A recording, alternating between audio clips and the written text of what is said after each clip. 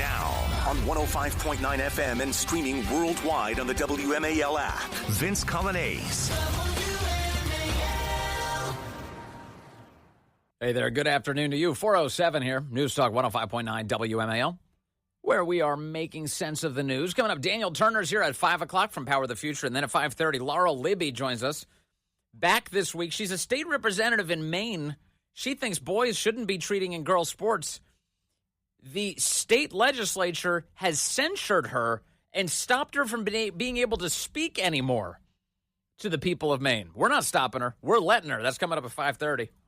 You can join us, 888-630-9625, 888-630-WMAL.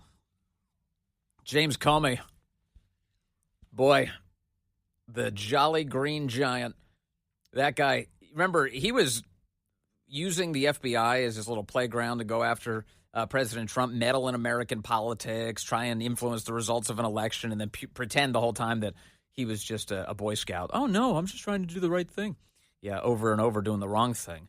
Kerry Picket is a reporter for the Washington Times. She's the White House correspondent there, and she has been digging into some more details that are just emerging all these many years later about James Comey's activities and the effort that he undertook to hurt the 2016 Trump campaign. Kerry, good to have you with us again. Thanks for having me, Vince. Okay, honeypots are popping up again. But this is not the first time we've heard honeypot in association with an effort to take down President Trump. What did you find, Kerry? Well, Vince, everyone knows, or many people know, let's put it that way, about a crossfire hurricane, which was the investigation that was launched apparently by James Comey, the former FBI director, back in 2016, to see if there was Russian collusion going on with the Trump campaign, which ended up being disproven by the Mueller investigation. But apparently now we end up finding out that 1 year before the crossfire hurricane investigation, we find out that James Comey ended up launching an off-the-books probe into the Trump campaign. This is we're talking about right when Trump was coming down the golden escalator. This is when he ended up launching an off-the-books probe, according to a whistleblower, into the Trump campaign, predicated on nothing. Nothing to do with Russia, nothing on anything, no crime, anything, just to find something incriminating on Trump or his allies, anybody in the campaign. And he did this, according to this whistleblower disclosure, through two undercover honeypots. Now, what's a honeypot? A honeypot, we've seen them in James Bond movies. You get some woman to go undercover into some organization, in this case a campaign, to try to feign some sort of romantic or sexual interest to try and get some sort of information. And according to the disclosure, the investigation was only shut down after a major newspaper ended up snapping a photo of one of the honeypots, and the FBI contacted that newspaper and said, you ended up getting a photo of one of our undercovers, and if you end up publishing that person's going to get killed. That was actually a huge lie. What ended up happening was, they ended up not publishing it. But in all fairness to that newspaper, they didn't know any better. But let me. I'm sorry. Can I pause on that for a moment? Because when I read your story earlier this week, I was thinking, if the FBI contacts you and tells you, "Hey, that photo you just took, it's an FBI agent who's tracking the Trump campaign. Don't publish the photo. You get them killed." Doesn't the news story then suddenly become the FBI has agents crawling all over the Trump campaign? Well, they didn't say that they were tracking the Trump campaign. They just said that, that is an undercover, that's just an undercover. They didn't say that undercover was going into the Trump campaign. Mm-hmm. And they said that if you end up publishing that photo, then you're going to get that person killed. They didn't go into specifics. Wow. Okay.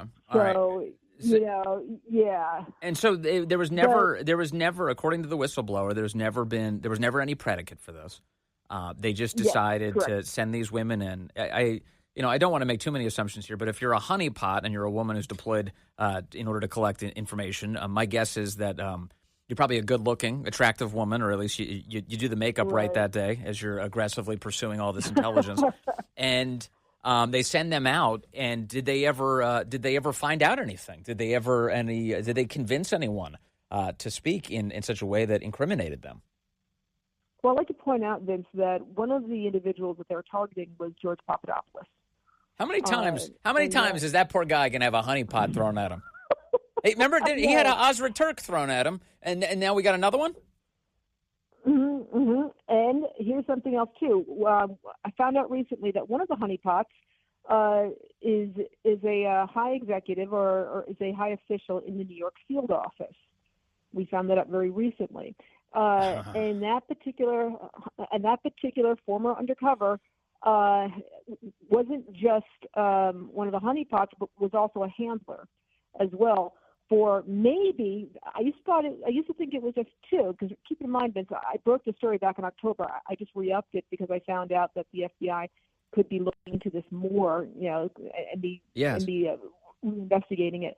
But there could have been more undercovers, not just two.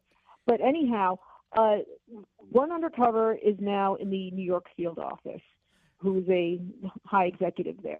And is this the same New York handler as well? Is this the same New York field office that Pam Bondi just today accused of keeping thousands of Jeffrey Epstein documents from her?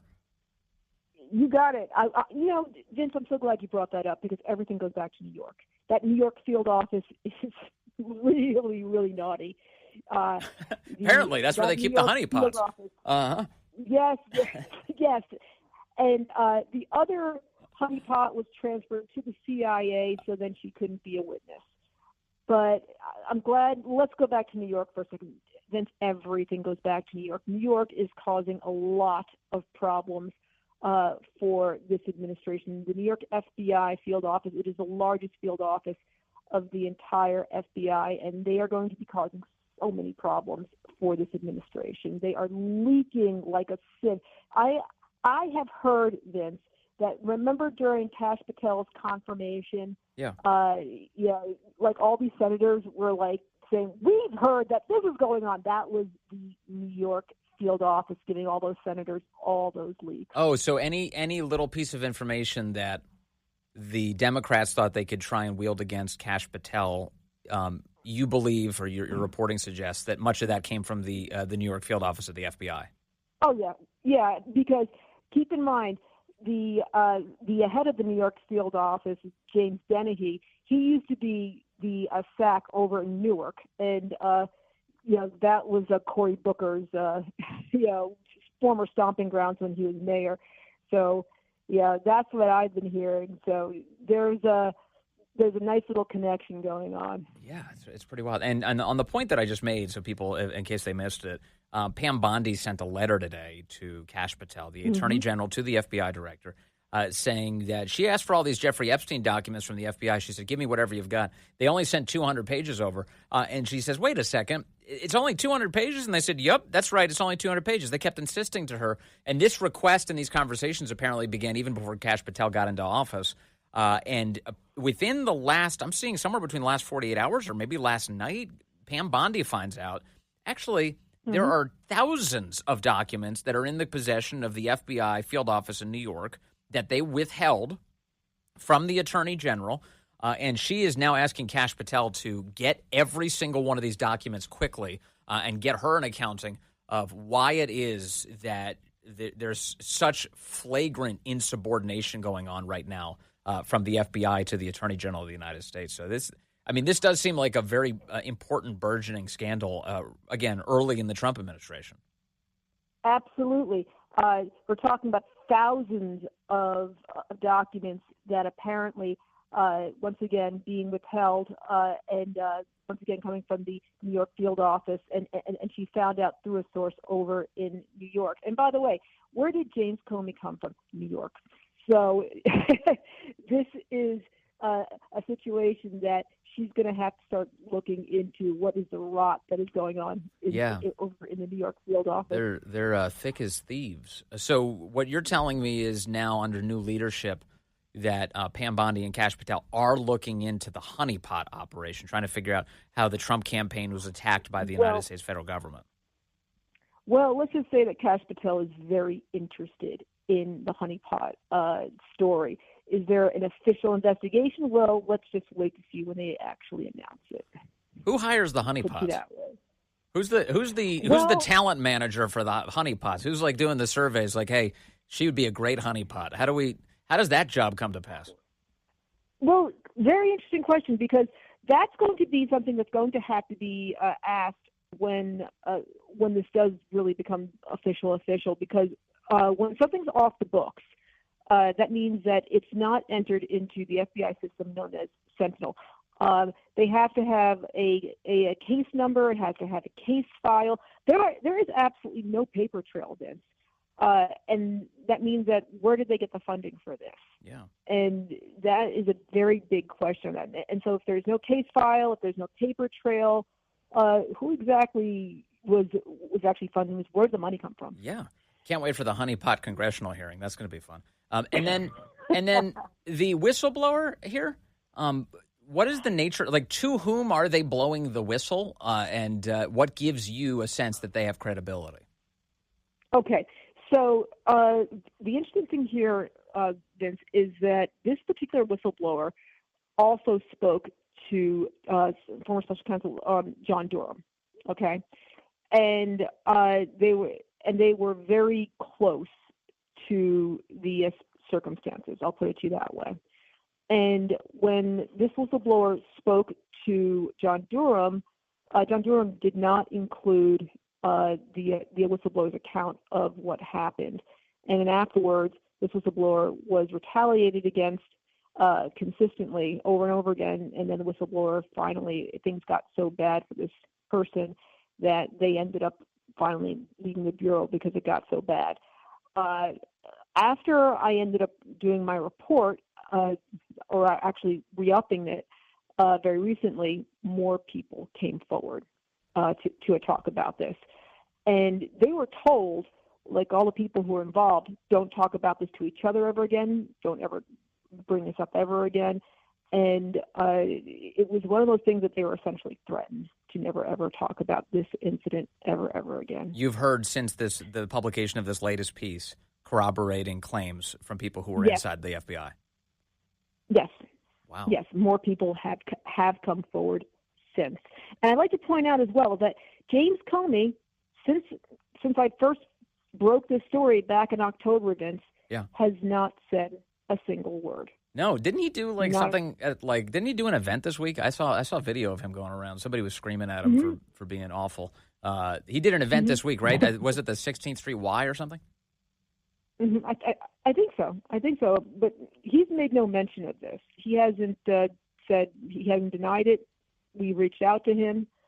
He hasn't said, "Oh, I had nothing to do with this." When I first reached out to the FBI over it, they didn't say, "Oh, this never happened," and so on and so forth. People who were around in 2015, there was no "Oh, please, this is nonsense." They've been very, very quiet about it. Yeah. Okay. All right. Well, James Comey did an event this week, and there was a guy who was yelling at him, Owen Schroyer, for illegally spying on Donald Trump. So there you go. So at least somebody's keeping it alive in his face. Thank you very much, Kerry Picket, for constantly digging into the details here. Really appreciate your time and reporting, as always. Sure thing. Take care, Vince. Of course. 421 now, WMAL, making sense of education, because what's happening in your kid's school matters. Download the WMAL app to stream us for free. Yeah, that James Comey event earlier this week was in Austin at the Austin Public Library. He sat down for a stage interview. And a gentleman called Owen Schroyer took a video of his attempt to bring some truth to the room. Take a listen to this. Yeah!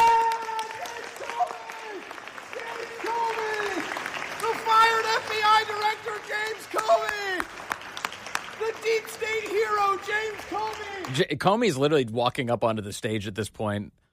He almost looks like resigned to, oh, here we go again. The Democrat hero, James Comey, you did it! He illegally investigated Donald Trump. Thank you, Comey, for weaponizing the FBI against Donald Trump. Thank you for covering up Hillary Clinton's crimes and setting the stage for the FBI to cover up the Biden crimes, too. Come on, y'all. Let's hear it for James. He's gesturing to the crowd. Everyone up on your feet. He's throwing his arms up in the air. Come on, everybody. And nobody knows what to do. Comey! Come on, we love the FBI! We love the federal government! Funny. So well-deserved. At least a little bit of public mockery for that guy. We have a real problem on our hands, don't we, with this FBI? And not with the leadership. I'm not displeased with Kash Patel. I'm not displeased that Dan Bongino's on the way. He's got some skulls to crack when he gets there, doesn't he? Kyle Seraphin, recovering FBI agent. We've had him on the show a bunch of times. He says today, this is an internal civil war going on right now at the FBI. He said the intel cadre and the status quo contingent of the FBI have been subverting the potential of the new director since before he was named. And they are winning, says Kyle. Kyle's concerned right now. I am too. This intel community stuff is a big deal. It's a big deal. And there's a bunch of people who are trying to get control of it, whether it's John Ratcliffe or Tulsi Gabbard, Kash Patel, Pam Bondi. You have CIA leaks coming out. You have CNN reports that, CIA agents who get fired may become instruments of our adversaries. There are challenges everywhere, fires everywhere. But luckily, we don't have the mayor of L.A. to deal with them. We have President Trump. So we'll see. We'll see what happens. A big fight ahead. I'm concerned. I know you are too. Coming up, we got Daniel Turner, Laura Libby, and you all ahead on the Vince Coglianese Show. News Talk 105.9 WMAL, making sense of the news. Hey there, it's 4:35 here, News Talk 105.9 WMAL, where we're making sense of the news. Coming up, Daniel Turner joins us at the top of the hour from Power of the Future. Then we talk to Laura Libby, state representative from Maine, who believes in human biology, and for that, she's being punished by the state legislature. And you can join us at 888-630-9625, 888-630-WMAL. I've got Bob calling in from Louisiana right now on line 3. Hey there, Bob. You are on the Vince Coglianese Show. Thanks, Vince. You're doing a fantastic job. I love your show. And I've been a long-time conservative radio guy, and I'm really worried about this FBI stuff. I remember long ago somebody that I trust, implicitly, Rush Limbaugh, who had good sources or friends or somebody who knew James Comey and said, James Comey is straight as an arrow. And obviously that's not the case. Mm-hmm. And I think without question, this entanglement is much, much deeper than any of us. I think we all think it's bad. I think it's much worse than we even think. And I look back to 2016, 2015, when Trump was running around saying, drain the swamp. And I think we all knew, we got a swamp. It's bad. I think it's ended up being a lot worse than any of us really thought, even if we thought it was pretty bad. And I think that's what's going to happen with this FBI deal. And it's really a sickening thing. Yeah. And I think the only way that they get through it is if they turn these tactics that they've always used on everybody else back on them. And they're going to have to do it, and they're going to have to – it's going to be a bare-knuckle brawl. It sure seems like it. The writing is on the wall. Yeah, you're right. President Trump does have a way of exposing all of this. He's like a Hubble telescope for government corruption. You're staring right at it. You're like, holy cow, I had no idea what you could see here. Thanks to President Trump, we can. And unfortunately, he's got, of course, still a big fight ahead of him. As for the late, great Rush Limbaugh and his assessment of James Comey, you can see how most people would arrive at that conclusion a long time ago. In fact, it is entirely possible. It does happen that people change. People are not the decent people that they once were. They've changed. They've become jaded, or they've become intoxicated by power or their own egos or whatever. And one of the things we know about maybe they were really good at lying. They could be very good at lying. Yeah, for sure. Yeah. But what I do see is a guy in James Comey who has made up his own rules the whole time and then dressed them up in like Anthony Fauci-esque excuses. It's where he'll say stuff like, he'll come out and he'll make an announcement about Hillary Clinton doing all of these awful things and then saying, but it's not enough to actually charge her, so we're gonna forgive her, yet I'm going to make the call to make this really public statement about her. It was also crazy and continues to be. It's so unusual. The other, of course, the big one is what he did to Mike Flynn. They deployed FBI agents against the National Security Advisor. They refused to tell him the circumstances by which they were doing that. They were pretending like it was merely an interagency conversation, the National Security Advisor meeting with FBI agents, and instead it was a plot that James Comey would later brag about, that it was designed to try and catch him. It was a form of entrapment that he was using against a government official at the White House. And then, of course, we can go down the list. Another big one that stands out to me is that he takes notes during a conversation with the President of the United States in his capacity as FBI director, and then subsequently leaks all of those notes to the media and then lies about the basis by which he could do that. He said, they were personal records. They were personal notes, like he was keeping a diary of his conversations with the President of the United States. That's absurd by anyone's measure of what an official document is, which is, of course, these privileged conversations between the FBI director and the President of the United States. That's not how he treated it, because he has no ethical standard whatsoever except for what serves James Comey.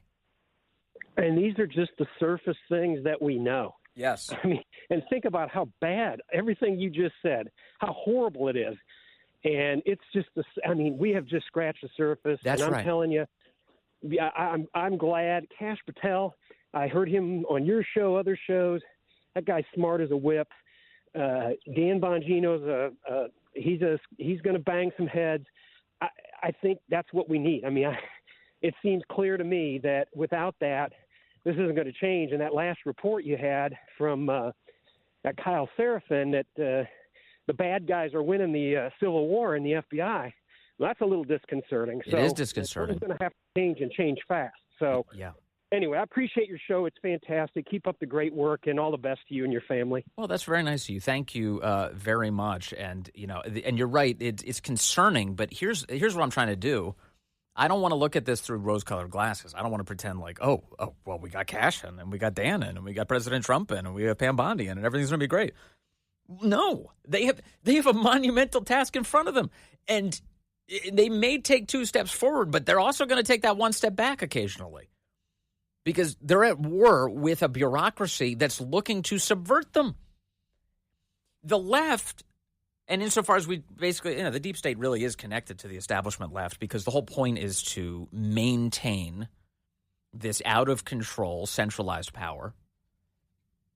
The left, they dress up the behavior of these out-of-control FBI agents or out-of-control CIA officials, out-of-control executives that are supposed to be leading these agencies in the direction of the American people and defending the Constitution, and instead they're serving themselves like James Comey. They dress that up as, those people are protecting democracy. You see, democracy is too temperamental. Democracy is too messy. People change their mind. They want something else occasionally, and we can't allow that. We have to call the shots about what's allowed here.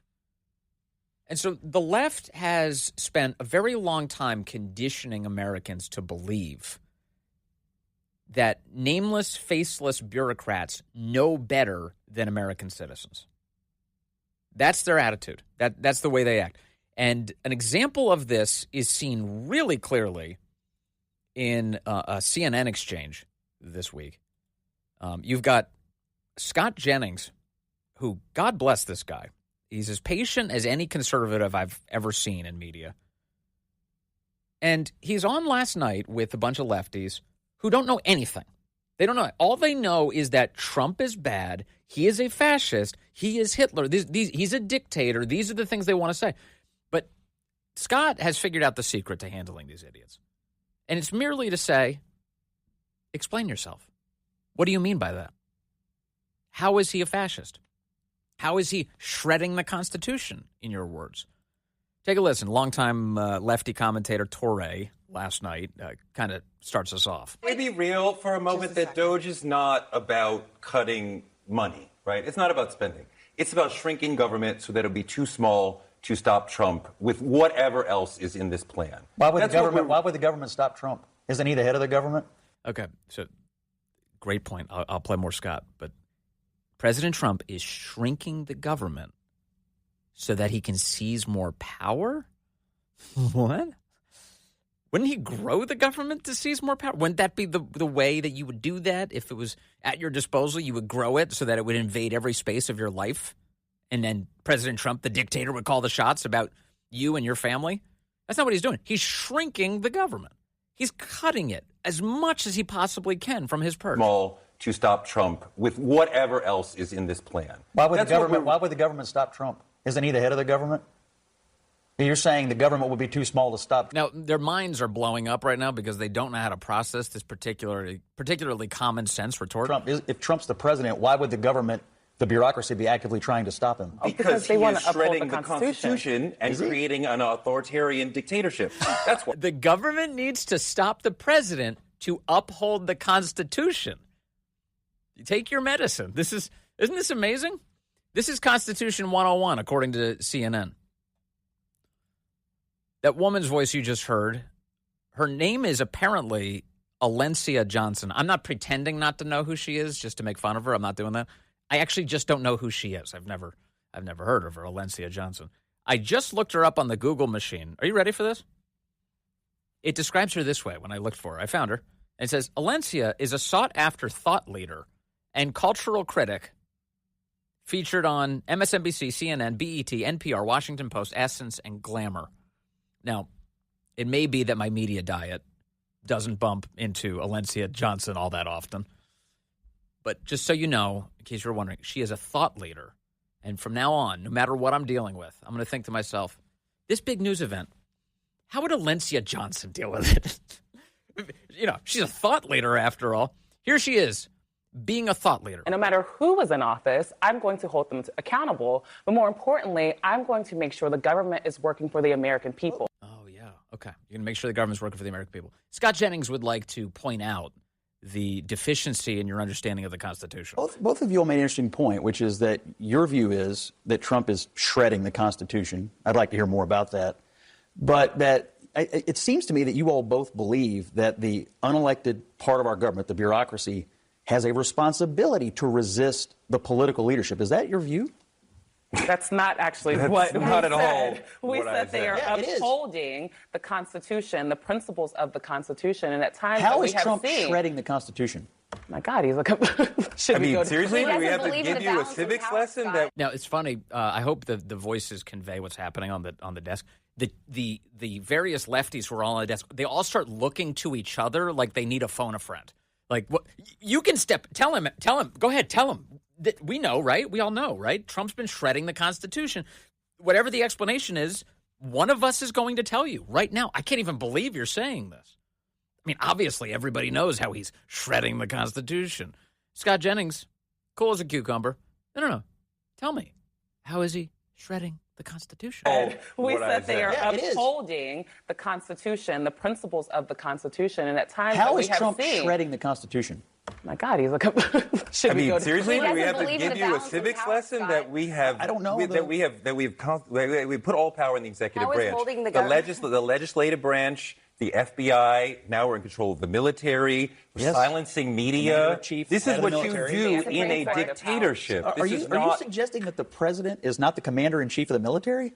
I am suggesting that the president is going to put in charge somebody who is going to contravene the Constitution. And at some near point... What is he even talking about? He has a Secretary of Defense, Pete Hegseth. The Senate confirmed the guy. He's going to put somebody in charge who's going to undermine the Constitution. What? It's not the commander-in-chief of the military? I am suggesting that the president is going to put in charge somebody who is going to contravene the Constitution. And at some near point, this conversation will look very silly for you because it will be obvious. And right now, you're gaslighting. But when we get to the actual rubber of the road of this... this is spectacular. Everything about it is projection, of course. This conversation is going to look so silly for you when he's a dictator. And I'm going to be like, ha, ha, ha, I proved it. He's a dictator. You didn't believe me. What are you doing? You are on national television, my man. Do a little bit of homework before the camera turns on. Do anything. Prepare to say something interesting and true. Argue your point with facts. And there is Scott Jennings. It's like the movie 300. He's by himself in the hot gates with an army barreling down towards him. And he's like, bring it on. I'll take every single one of you. I'll take you all. It will be clear. I'm interested in this conversation. He's going to put someone in charge who will contravene the Constitution. Like, who? What do you mean by that? The president is in charge of the military, is he not? You said he's going to put someone in charge of the military? The president is in charge of the military. That is how it works. Thank you, CNN host, for finally stepping in. A fact check on CNN. The president is in charge of the military. That's the kind of deep and insightful reporting that you can't get anywhere else. Jennings finishes the point. He was elected president. We, according to the Constitution, vest all executive authority in a president. And the concept that the military should be an independent agency or that the bureaucracy should resist the political leadership of this government is extraordinarily dangerous. That's not what we said. That's literally not what we said. I'm just repeating back to you your own words. I did not. Is. That's literally not what we said. When, of course, that is quite obviously what they said. This is the left's view. You don't deserve the power. The American people do not.